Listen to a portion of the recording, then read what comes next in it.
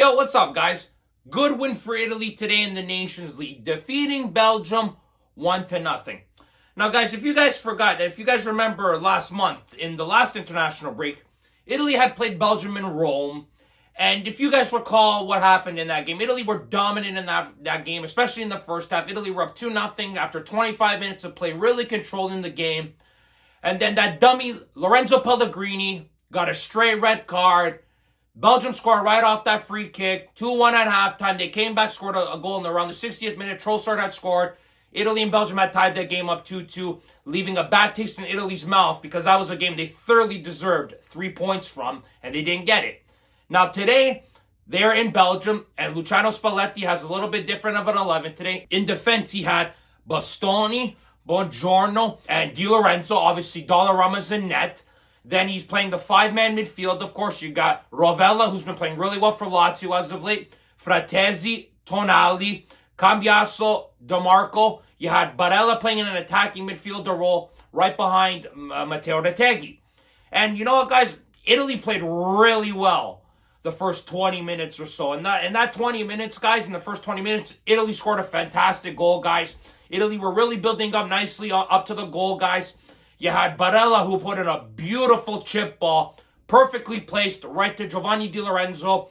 He puts in a great pass right through the Belgian defender. Luckily enough, it takes a little bit of a deflection, falls right to Sandro Tonali, and he gets his first goal as an Italian international. And guys, I don't know what to say about Sandro Tonali, but it was so evident that this national team missed him in the Euro this past summer, guys.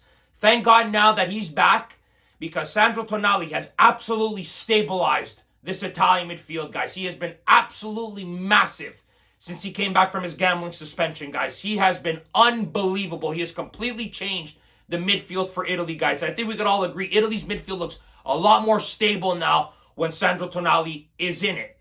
Now, after that goal Italy scored, guys, I would say Belgium really started to attack later on in the half, about the 25th, 30th minute mark. They really started to push. Italy did a great job defending, not letting Belgium get any good attacking chances. They really stagnated them, and they go into the halftime 1-0, guys. And listen, the second half, guys, Italy had to defend a lot more than the first half. Belgium really pressed Italy in the second half. Majority of the second half, I would say, guys. Belgium had some really good chances. Italy also had a great chance, too, though, on a counter. Fratesi put in a beautiful ball to Retegui. Unfortunately, Retegui tries to shoot it near post. The keeper saves it. Stays 1-0. Italy had also another opportunity not that long after. DeMarco put in a great cross. A lot of danger in front. Di Lorenzo had an opportunity. He couldn't get his foot on it. Italy had a chance to make it 2-0. But then after those chances came, Italy were mainly defending, I would say, guys. Lukaku had a chance. Trossard had a chance. They hit a crossbar. Belgium really pressing Italy, guys. But, guys, I have to say, I'm very impressed with the way Italy defended. They defended well as a unit. They looked good, solid in the midfield at times. Obviously, in midfield, at times, they were letting balls get through them too much. That's understandable because of a little bit of fatigue. But I will say this, though, guys. Italy look a lot better than they did in the Euro, guys. Italy was able to hold off Belgium, get this 1-0 win. And, guys, Italy with this win now, they're in the first pot for the World Cup coming up. All right, so that is huge for us to see, guys. We're going to avoid some of the bigger names. Like, remember what happened last time we were in qualifying? We had to play Spain, England. Disastrous, guys. Absolutely disastrous, all right? We cannot afford that. Good thing Italy's now in pot one for the upcoming qualifiers, guys, for the World Cup. But, guys, a couple things I have to say about Italy and Luciano Spalletti. The first thing I have to say is that I do not understand the obsession with playing Giovanni Di Lorenzo as a center back, okay? Now, listen, Di Lorenzo had a solid game, and he had the assist to Tonali. Do not get me wrong. But, guys, Riccardo Calafiori is hurt right now. But when he comes back, for me, Italy's three-man defense needs to consist of Calafiori on the left, Bastoni in the middle, and Buongiorno on the right. Di Lorenzo, for me, should be the wing-back on the right side instead of Cambiaso. Now, I know Juventus fans are not going to like that, but for me, guys, Di Lorenzo is better as a wingback. Look what he did on the goal. Him attacking-wise, he can do that more. He doesn't have to be as responsible defensively, even though he does have to get back being a wingback. He will help Italy more as a wingback, guys, than I think he would as a center back. I like him better there, guys. I still think that is the best option for the defense, is having Buongiorno, Bastoni, and Calafiori, guys. Now, like I said about Sandro Tonali, he's just been really helping this team out defensively, making the right passes, breaking up passes. He has just been absolutely immense since coming back, guys, like his suspension, like I said.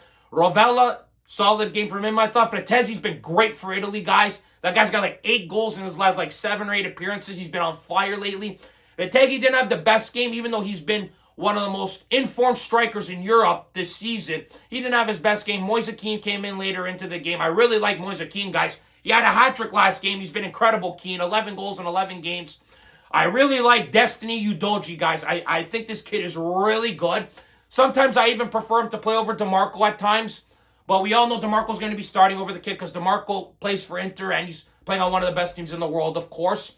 And guys, what can you say about Italy, man, as a whole? They've improved dramatically since the Euro, guys. We've seen it in their formation, how they've defended, how they've attacked. Obviously, they're a little bit stagnant in the attack at times, but I'm sure that'll get better. Luciano Spalletti's done a good job reforming this team, bringing in young talent. Enough with the garbage talent. You know, guys like Pellegrini, Darmian, Mancini. Those guys can't be on the team anymore. They cannot. Jorginho.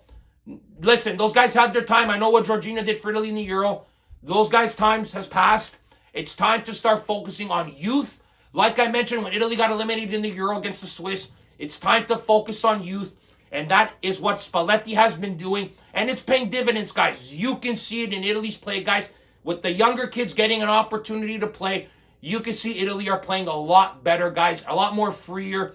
And they look more as a team now, guys. Spalletti's done a good job. But he's got to qualify for the World Cup in 26. If he does not, God almighty, you don't even want to know, guys.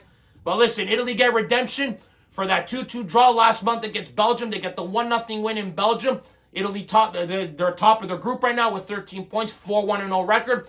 They got France on Sunday, guys, at 2:45. Should be a very interesting game. So let's see how Italy do there. Let's hopefully they can get back-to-back wins in this international break. But solid win for the Italians, guys. But guys, that's it for this video. Thank you very much for watching. As always, click like if you like this video. Subscribe if you guys want to see more content. Forza Italia, guys. And remember, if you do not watch sports, you're a more. Ciao, guys.